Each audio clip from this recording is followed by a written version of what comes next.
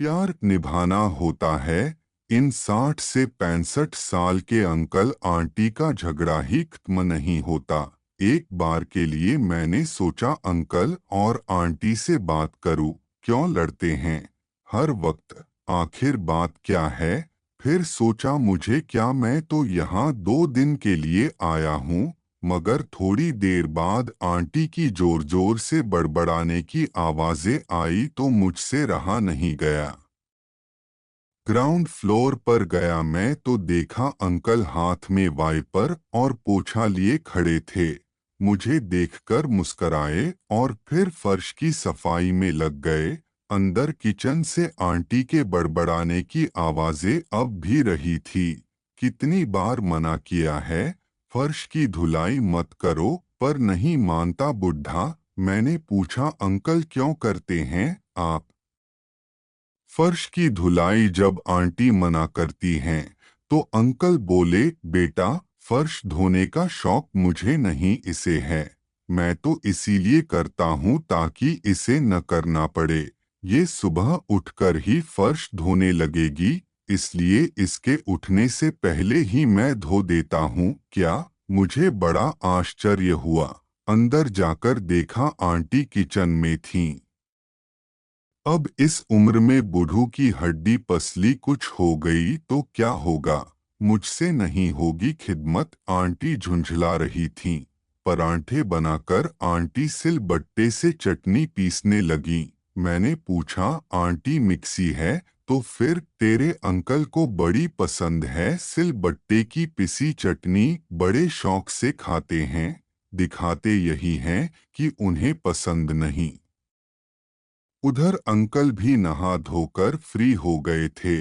उनकी आवाज मेरे कानों में पड़ी, बेटा इस बुढ़िया से पूछ रोजाना मेरे सैंडल कहाँ छिपा देती है।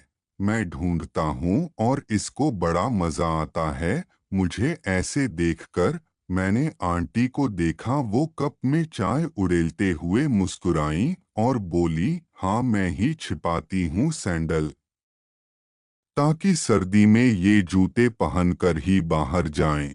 देखा नहीं कैसे उंगलियां सूज जाती हैं इनकी। हम तीनों साथ में नाश्ता करने लगे। इस नोक झोंक के पीछे छिपे प्यार को देखकर मुझे बड़ा अच्छा लग रहा था। नाश्ते के दौरान भी बहस चली दोनों की। अंकल बोले थैला दे दो मुझे, सब्जी ले आऊं। नहीं कोई जरूरत नहीं। थैला भर भर कर सड़ी गली सब्जी लाने की। आंटी गुस्से से बोली अब क्या हुआ आंटी। मैंने आंटी की ओर सवालिया नजरों से देखा और उनके पीछे किचन में आ गया। 2 कदम चलने में सांस फूल जाती है इनकी। थैला भर सब्जी लाने की जान है क्या इनमें। बहादुर से कह दिया है वह भेज देगा सब्जी वाले को। मॉर्निंग वॉक का शौक चर्राया है बूढ़ू को। तू पूछ उनसे क्यों नहीं ले जाते मुझे भी साथ में, चुपके से चोरों की तरह क्यों निकल जाते हैं।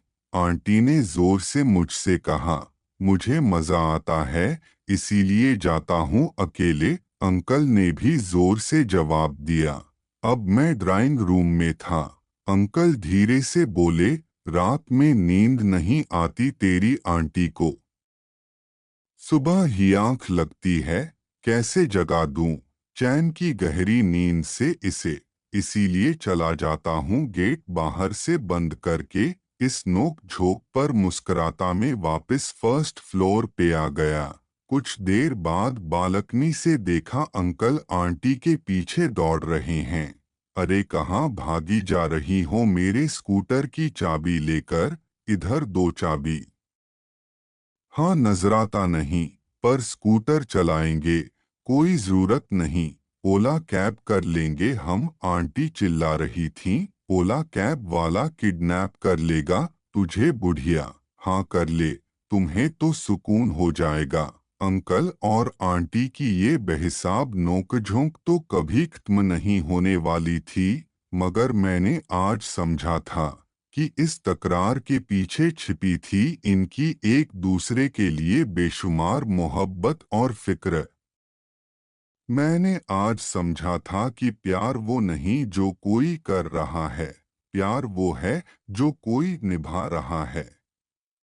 धन्यवाद। ऐसे ज्ञानवर्धक एवं मनोरंजक वीडियो देखने के लिए log in, like, subscribe, share youtube.com/सिंधधारा, ORG, www.sindhudhara.in।